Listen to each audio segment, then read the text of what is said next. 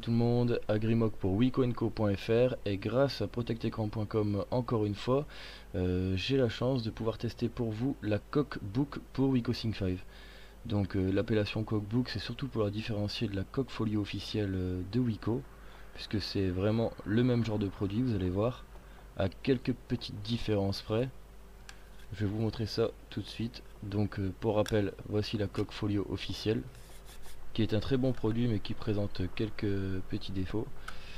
Et voici donc la Cockbook de protectecran.com. Donc dans son emballage habituel, comme pour la coque gel par exemple. On va pas s'attarder dessus puisqu'il est vraiment très simple. Et donc voici la Cockbook. Comme vous pouvez voir, c'est vraiment similaire à la coque officielle Wico. Donc, je vais les mettre côte à côte. À première vue, on a vraiment l'impression qu'elles sont identiques.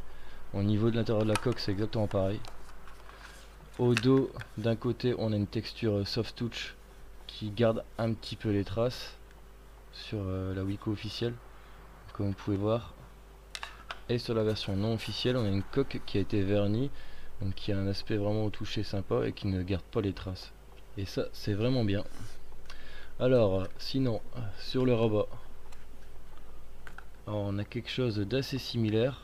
Alors, une sorte de cuir synthétique pour les deux. Un peu plus lisse sur la non officielle, un peu plus granuleux sur l'officiel. Et donc les logos en moins aussi. Alors maintenant on va faire un tour du côté du rabat intérieur. Là vous allez voir il y a une petite différence qui est notable. Vous allez comprendre pourquoi. Alors d'un côté on a une matière un peu microfibre assez lisse. Et de l'autre côté ça accroche un peu plus au doigt, etc. Ça a l'air un peu électrostatique. Donc ça va accrocher un petit peu les poussières, mais ça a aussi une autre vertu qui est vachement sympa, vous allez voir dans la suite de ce test. Alors au niveau des tranches, il y a aussi une différence sur la largeur du rabat, donc qui est beaucoup plus petite sur le modèle non officiel. Et donc je vais passer à l'assemblage avec le mobile. Ça se clipse à la place de votre coque d'origine, donc comme la version officielle de Wico. Alors la question que vous vous posez tout de suite, c'est est-ce que le rabat va coller à l'écran sur ce modèle-ci? Et bien grâce à la reliure un peu plus large et à la matière un peu électrostatique en dessous du rabat, bah, vous pouvez le voir, ça colle à l'écran cette fois-ci. Elle est vraiment bien quoi, il n'y a pas de problème à ce niveau-là. C'est vraiment sympa, ça protégera bien votre écran. La matière électrostatique doit y être pour. Il y a aussi la largeur du rabat qui est un peu plus petite et qui lui donne du coup plus de mobilité quoi. Je trouve que c'est plutôt intelligent d'avoir mis ce type de matière sur le rabat, malgré que ça garde un petit peu la poussière, comme vous pouvez le voir. Ça va vraiment venir se coller à votre écran. Je sais pas si vous vous en rendez compte quand j'appuie dessus, mais on a vraiment cette sensation que ça vient s'épouser contre. Alors sinon, vous voyez, on a accès à la LED de notification et à l'haut-parleur. Ça c'est bien, la matière est très agréable au toucher. À l'arrière de la coque, un accès au flash, à l'appareil photo, à l'haut-parleur, en dessous au micro, sur le dessus un clip mal fermé, voilà. Donc au jack et au micro USB. Sur le côté droit, le bouton power très accessible, aucun souci. Et donc à gauche, vous avez accès au bouton soit à travers la reliure, soit directement sur le mobile lui-même. C'est un peu juste pour passer son doigt, mais c'est possible, comme vous pouvez le voir. Il n'y a pas de problème à ce niveau-là.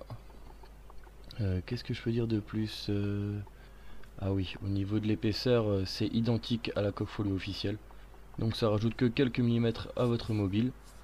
On peut dire qu'on a vraiment une bonne alternative à la coque folio officielle de Wico. Le seul petit défaut que je lui ai trouvé, c'est du fait que la reliure est un peu moins large pour le rabat.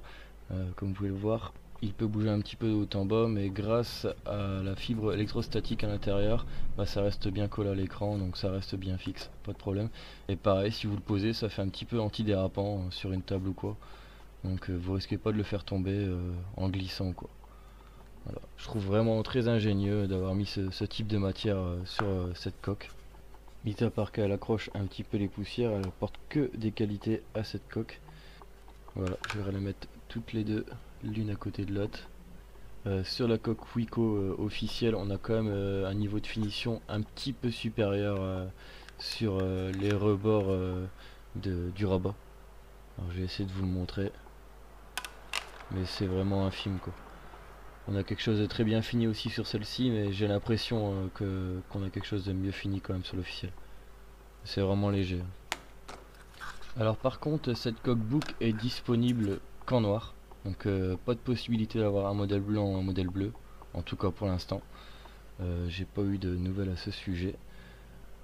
Au niveau du prix, on est sur du 14,90 €, frais de port non inclus. Et à partir de 2 produits achetés sur protectecran.com, vous avez la livraison offerte. Donc c'est l'occasion de vous prendre un petit protège écran qui sont top, que j'ai d'ailleurs testé, vous pourrez le voir sur ma chaîne YouTube. N'hésitez pas à y faire un tour. Si vous avez aimé cette vidéo, n'oubliez pas de vous abonner en cliquant sur le bouton en haut à gauche, si ce n'est pas déjà fait. D'autres vidéos sont en préparation, donc restez connectés et je vous dis à très bientôt pour de prochaines vidéos. Ciao.